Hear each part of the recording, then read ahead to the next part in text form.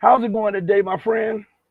Hi, Rasheed. How are you? And we see the meeting that's going on, the hurried meeting that is going on in Alaska between Trump and Vladimir Putin. Power because China is the number one economic power, Russia, so that the United States can then boomerang to finish off Iran to move towards China. Yeah, I mean it's no secret what's going on, right? Because the U.S. has been saying this publicly for a long time. Their strategic thinkers like Mearsheimer has stated time and again, U.S. shouldn't waste any more time in Ukraine, in Europe, or Middle East. China is a top priority because China is the closest near peer competitor U.S. has. We must concentrate all our resources to contain China because U.S. can no longer be the global hegemon that at all place at all time. It's even Marco Rubio has recognized it is now a multipolar world, right? He said that, and that means pulling back, marshaling resources to top priority regions like Western Pacific. Now, um, one other thing they want to do is to peel away Russia from China. There's talking about reverse Kissinger. Like they thought they can engineer possibly another Russia-China split. But I have to remind people, Kissinger did not engineer the Sino-Soviet split. Sino-Soviet split happened before Kissinger visited China. They already had a border war going on at 1969 that allowed Kissinger to come in to exploit the existing Sino-Soviet split and uh, bring about Nixon's visit to China. Currently, that's not the same dynamic going on between China and Russia, because China and Russia, they also have their relationship, have their own dynamic outside of their respective relationship with United States. No doubt U.S. policy for the last 20 years have pushed the two countries closer and closer together, more than ever. But at the same time, Russia is a commodity exporter. China is a commodity importer. Their economies are complementary, and they have one of the longest land borders. And for Russia, the priority is always Ukraine, Europe. And for China, the priority is the Pacific, Taiwan, South China Sea. So both sides have a vested interest to have a peaceful border, because like they also don't want to waste resources to confront each other like in the Cold War when they have other bigger fish to fry here. For Russia, the biggest fish is of course Ukraine. They want to, but one of the things the West want, the United States want, is to frozen the conflict in Ukraine and to put all the burden of supporting the Ukrainian state on the Europeans. That's why the Defense Secretary Pete Sedgwick have been traveling to Europe and telling everyone, you guys got to pay up. You guys need to pay to do all the heavy lifting on the Ukrainian front, because this is your continent. We just provide the guidance and you do what we say, and you pay for it.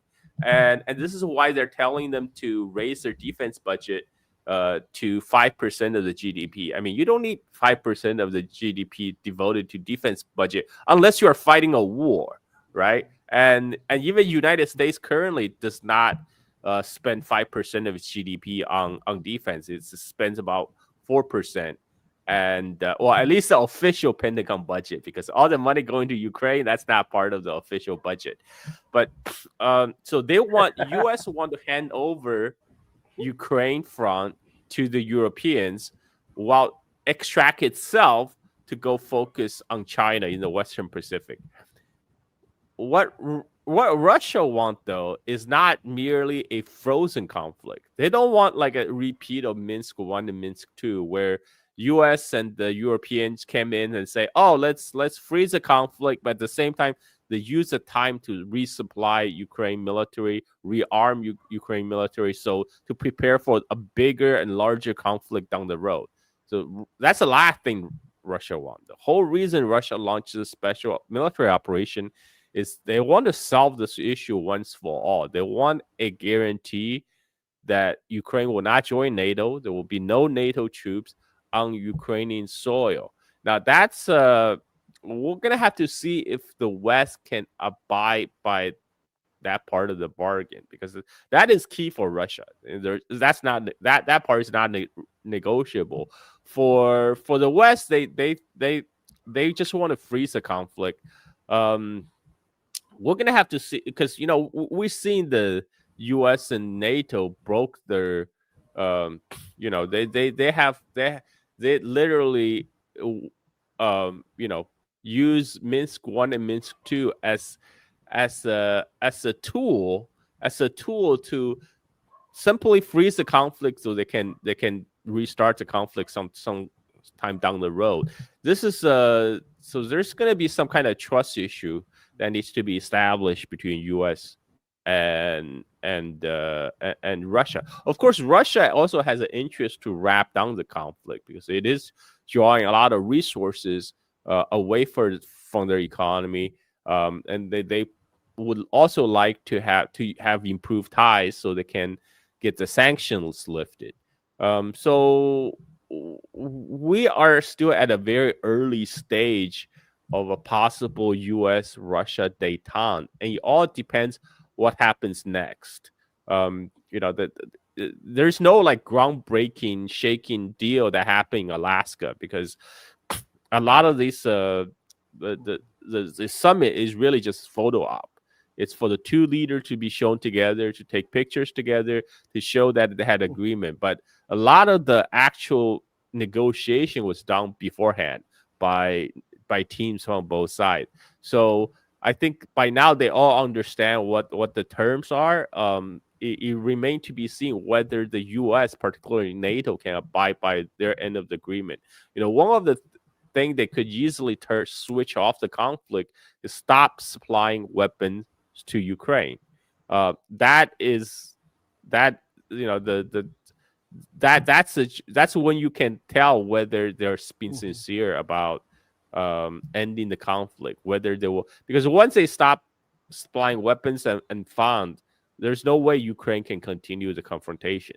This is not a conflict between Ukraine and Russia. This is a conflict between NATO and Russia. So let's see if that's going to happen. But one of the objectives, the reverse Kissingering, I don't think that's happening, because there's no reason for Russia to kind of turn on China, and when they can just continue to have a normal trade relationship like they always do. And whatever happened between China and United States, that's Russia has no vested interest to join in that fight. So this is why I don't think the reverse Kissingering is happening, but it remains to be seen whether U.S. and NATO can abide their end of the deal on ending the conflict on Ukraine.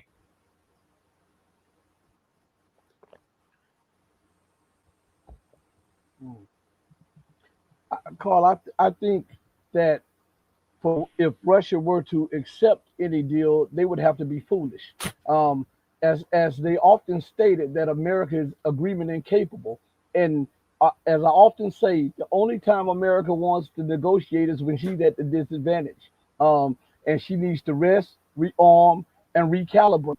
And so we see that she's losing. She lost the war against Iran. We see that she's double back, and look at this.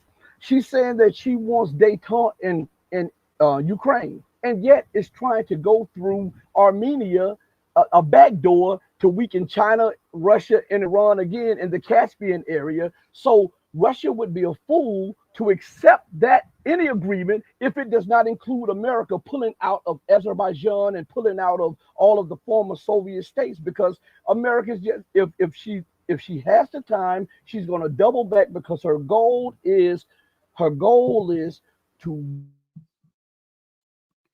weaken and destroy Iran, make all like sub states subservient to Israel, to weaken and balkanize Russia and to subjugate and suppress and evict China, because China is the preeminent threat to American power. So for Russia to accept anything less than a complete cessation of weapon sales, for all of the US and NATO to pull back to the borders that Russia had been asking for over a decade. And I believe that this would be foolish on Russia's part. And I believe that this would cause trouble at home with Vladimir Putin because of all of the blood and treasure that has been lost in the war in Ukraine. Well, I think from Russia's side, they're probably, they have been dealing with U.S. for decades now. They probably understand, have a realistic expectations. But what they're probably doing is preparing for the worst, hoping for the best. And I mean, obviously, any ease of tension is good. If there's a cessation of conflict, that would be good. They just have to make sure the U.S. stick to end of their bargain, because right now Russia actually has the initiative on the battlefield. They are winning on the battlefield, and U.S. can, you cannot really win on negotiation table what you have lost on the battlefield. This is why U.S. have been making signals that they're going to acknowledge Russia's control of the former Ukrainian territory. This is, you have the NATO secretary Rutz coming say, "Oh, we may have to accept the deal, land for peace, to swap some of this Ukrainian claim on the land that now Russia controls for a ceasefire." In this European, they basically are just mouthpiece for Washington at this point, especially like NATO, EU. These are all leaders that have been installed by Washington to be their spokespeople in Europe, and this is a signal that Washington, they're ready to trading concessions, which comes at no cost to themselves, to give up the the land in the East Ukraine, and to recognize Russia's control over those land. And I think for Russia's part, the conflict has been ongoing for 3 years now, and they do have an interest to kind of at least wrap it up at some point. So they don't want to be seen as an obstacle to peace, right? And so they're going through the process to demonstrate they're serious about ending the conflict. Again, it's we have to wait and see whether this resolution will hold, because as Confucius says, listen to one's words but watch their action, and especially when you're dealing with the US, you got to watch them very, very carefully. One of the first thing is you got to watch if the weapon flows stops to Ukraine, and if the weapon and the money if the money on weapon dries up, Ukraine won't be able to do anything. And this is why Zelensky is like huffing and puffing right now, because he's the one that's been left out to dry. They have always been pawns in this great game. The Ukrainians were being like tossed aside like used condom, and because this is really they have been egged on to to poke the bear, and now it's them who are taking the consequences. For Europeans and Americans, they can just walk away at any moment. It will be the Ukrainians being left holding the bag. We'll have to see if there's concrete follow-up to the meeting, because Putin did extend an invitation for a second round of meeting in Moscow. So nothing has been finalized yet. Everything is still up in the air. Now we're just seeing a soft rapprochement between Russia and United States. It's too early to tell. It's too early to tell. Like this is like the Zhou Enlai, how Zhou Enlai responded to Henry Kissinger when Kissinger asked about effects of French Revolution. It's too early to tell. It's too early to tell. I want to ask you something.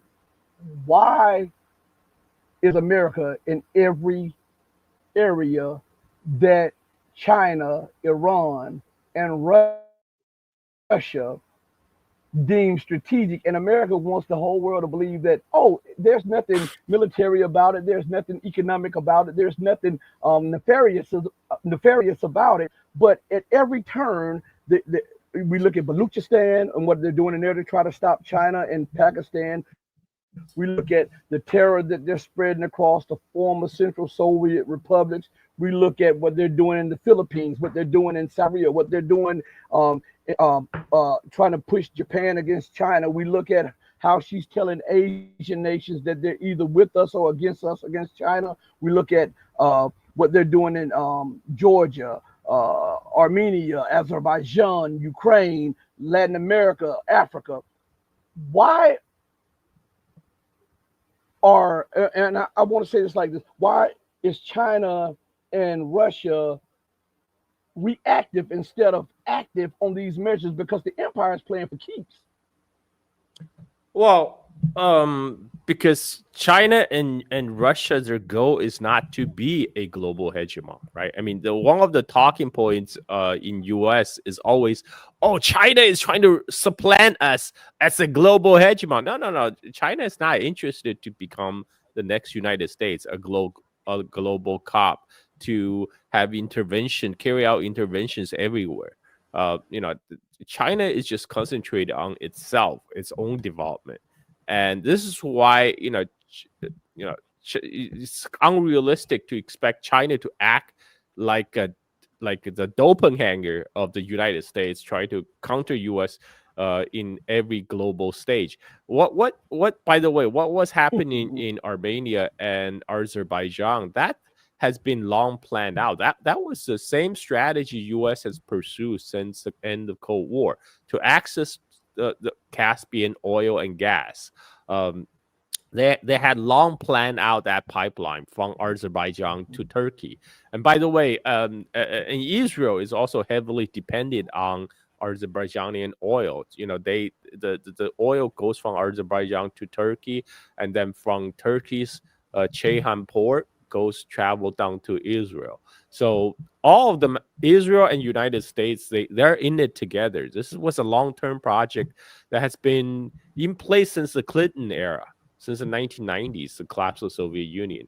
And it's just now they're able to do it because somehow they're able to flip Armenia, right? Armenia traditionally has a more friendly relationship with Russia, but recently the Armenian leadership, for whatever reasons, try to appeal to the West, try to join the Western camp, but it hasn't been good for Armenia. That meant they lost a war against Azerbaijan, which was supplied by both United States and Israel, especially in the drone warfare. The Israeli-made drones made a big difference in the Azerbaijan-Armenian war. And now, like the leadership of Armenia is essentially selling out the core interests of Armenia to appease the United States. Maybe just so those people in power can get a slice of the pie, but it's designed to specifically cut out Russia and to cut out Iran from this deal. And this U.S. will always play this game, even though they say they want to extricate themselves from entanglement in Middle East, in Europe, in order to concentrate on China. But I think that the problem is when you have an empire, you have an institution of empire, and those institutions have a lot of inertia. This is why it's so hard for U.S. to pivot away from Europe and West Asia to confront China in Western Pacific, because all these NATO bureaucrats, all these think tankers who have been their whole life's existence is to hype the threat of Russia, is to advocate for tensions against Russia, or to advocate for supporting of Israel to create instability in Middle East. They cannot pivot away because their life and career depend on it. And this is why I think US will going to have a very hard time to pivot to Asia. They have been saying pivot to Asia since Obama's first term, when Hillary Clinton was the treasurer, when the state of the Secretary of State. Pivot to Asia was coined by Hillary, and it's been how many years? It's more than a decade later. That pivot to Asia hasn't happened. It's because of U.S. Commitment to this imperial project elsewhere, and because U.S. is an empire, you will not be able to extricate itself successfully. I don't think. I just don't see any kind of actual pivot to Asia happening. By the way, pivot to Asia is all just military pivot. It's just all we're talking about: military hardware, military bases. Now they did gain some access to Filipino bases, but if you look at the actual military deployment, U.S. is actually pulling back in the Western Pacific. They're redeploying a lot of resources into Guam right now, the so-called second island chain, because they realize, everything in the first island chain falls under the missile barrage range of China-based missiles, and China is now also pushing out. So to answer your question about China, why China has been more proactive, China is actually proactive in its neighborhood. This is where China try to focus on the area where it has superiority and strength. You would not try to project power into West Asia because, let's face it, China still lack power projection capability the way that U.S. possess. China only have one overseas military base that's in Djibouti, and there's really, Sun Tzu's Art of War tells you don't go compete with your enemy in an area where they have the strength, right? You concentrate on an area where you have local superiority, and that's what China is doing. It's building. It's right now. It's on massive building effort for its navy. Its military is getting an upgrade. Its air force is going to get the sixth generation aircraft probably around 2030, and they're also massively updating their missile force. So all this area, all this effort bolstered China's strength around the area around China, which is really what China cares about. China cares about its own defense, not spreading democracy around the world. So the way that the U.S. justification for its imperial project. So China right now is pushing beyond the first island chain. Now it sent 2 aircraft carrier group all the way to waters around Guam. So China is already pushing against U.S. in the Western Pacific, in its own neighborhood. That's China's long-term goal, is to push U.S.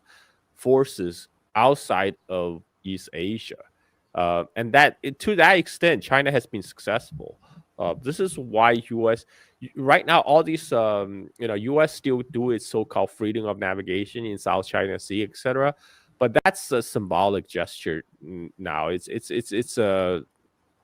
because the U.S. itself knows all its surface fleet in times of war will be liable to wipe out in the first 30 minutes by missiles from China, because now China have their own satellite constellations constantly capable of monitoring U.S. Navy's movement throughout South China Sea and Western Pacific, and those satellite can coordinate with the anti-ship ballistic missiles based in China.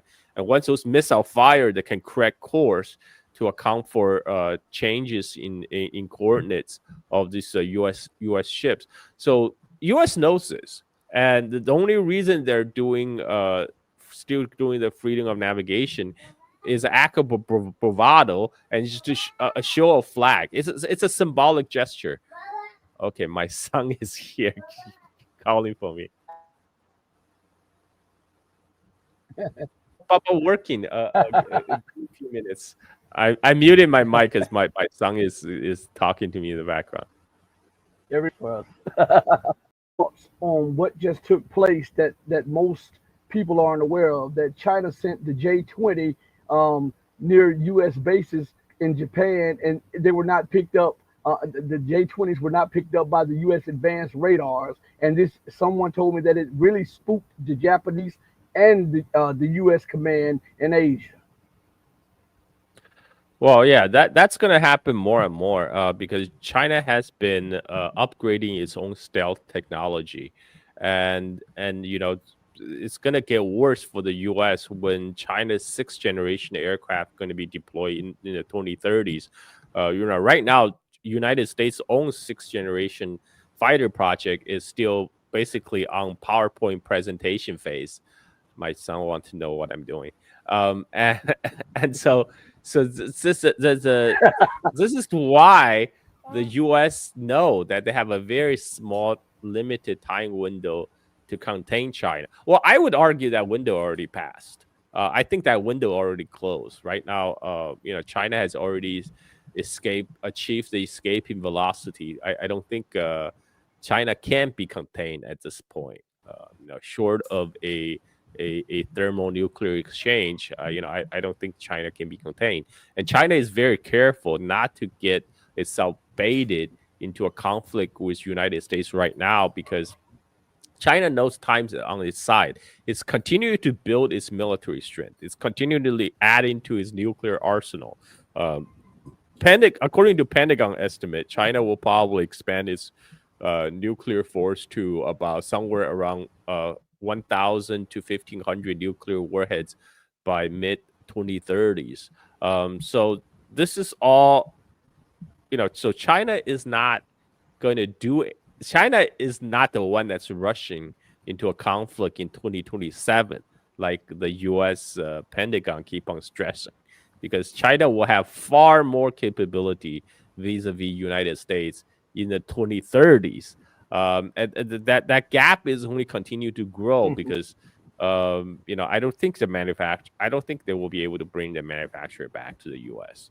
Right, and the fact that the U.S. military industrial complex even giving up on manufacturing U.S. so they're like bending the U.S. legislations to get U.S. warship to retrofit it in Korean and Japanese shipyards because they don't have the capability. This is why the longer China can wait out United States. We can. China is literally doing that do nothing and win. They're actually not doing nothing. They're building their own strength, and over time, that will be more apparent. Sorry, I may have to go early, Rasheed, because my son is pestering me right now. Everything is real, Carl. You know how we are. You know how we are. So go ahead, handle your business. Let's do this again next week. Everything should be good to go, Carl. You and I know. Hey, give your family my love, man. Be safe, be blessed, my friend. Carl is a true friend of mine. So Carl, be blessed. Thank you. Thank you very much, Rasheed. Thank you for inviting me. Bye-bye.